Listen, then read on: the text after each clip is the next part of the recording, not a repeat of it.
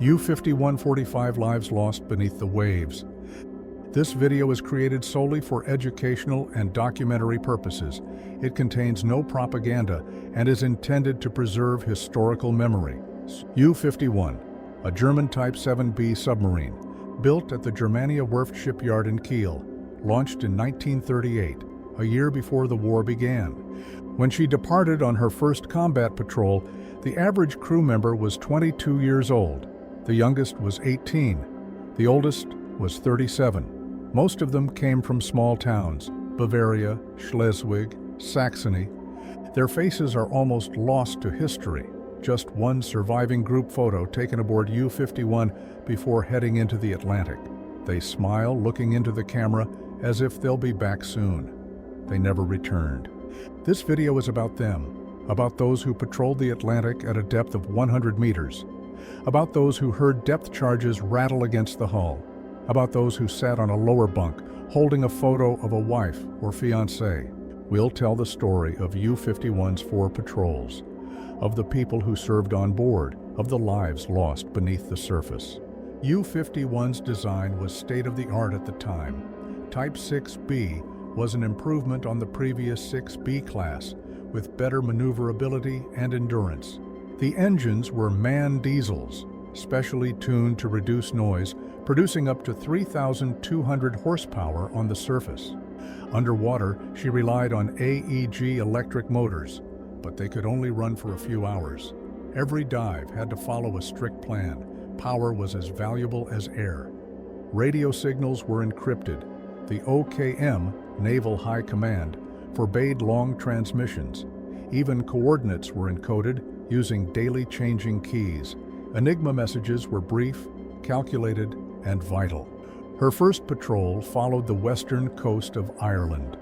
The North Atlantic welcomed her with a Force 9 storm. Waves tore at the deck grating. One sailor was injured, lashed to his bunk with a wrapped leg, left to wait until return. There was no doctor aboard. Watches rotated every 6 hours. Rest came next, but in the storm, sleep was impossible. The sub shook like a tin can. Every metal object had its own hum. Even spoons clattered inside their drawers. Temperatures in the engine room reached 113 degrees Fahrenheit, 45 degrees Celsius. To avoid burns, mechanics wrapped wet rags around the valves.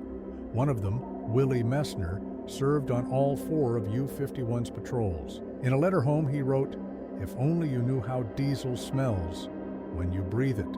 U-51's first kill was the British steamer Arendora, sailing unescorted, intercepted at 2:47 a.m. A G7 torpedo hit the engine room. The ship sank in 12 minutes. Of the 90 men aboard, only 18 survived. Captain Schnecke surfaced afterward to confirm the sinking, a decision the command later criticized. Surfacing after an attack was considered a major error. The second patrol featured upgrades, new torpedo fittings, improved sonar, reinforced ballast purge systems. British intelligence reported increased U-boat activity near Scapa Flow and the Faroe Islands. U-51 slipped past a convoy undetected, reaching the Allied supply routes. But the most crucial mission was the third patrol, late 1940. U-51 began shadowing American freighters, still officially neutral. In Berlin, conflict with the United States was expected. U-51 became an early tool of reconnaissance. Sailors logged ship names, cargo types, courses. All data was sent to command. Some signals, bypassing Enigma, were encrypted manually by radio operator Herbert Kunz. He died with the rest. His body was never recovered. This is the story of U-51's crew, the story of men whose names are barely remembered, but each one was a life, a brief biography cut off in the depths of the Atlantic. U-51 wasn't just a submarine, it was a combat vessel with 45 men aboard, heading into their final mission. They never returned. They left no descendants, but they left behind traces, in naval records, in mission logs, in rare photographs. The commander, Oberleutnant zur See Ernst Grohe, a young officer, only 31, born in Hamburg. His father had served in the Kaiser's Navy. Grohe graduated from the Naval Academy in Murvik in 1933, in the same class as many future U-boat captains. Just 6 years later, he was in command of U-51. The navigator, Petty Officer Otto Clever, from Cologne, 26 years old. Before the war, he taught geography at a secondary school. He knew not only Atlantic charts, but the stars above. He guided the submarine through storms, using celestial navigation, the gyrocompass, the rhythm of the waves. Chief Engineer, Obermatt Karl Vetter, from Danzig, a machinist before the war. On board, he could tell by sound when a diesel engine overheated or when a valve needed cleaning. Without him, the boat couldn't move an inch. Cook, Franz Milner, the youngest in the crew, just 19. He was in charge of bread, coffee, and a little warmth in a steel world. His mother wrote letters every week, not knowing no reply would ever come. Radio operator Hans-Dieter Krause, from Stuttgart, 23.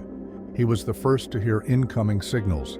He transmitted U-51's final message to the base in La Rochelle, a day before the submarine vanished.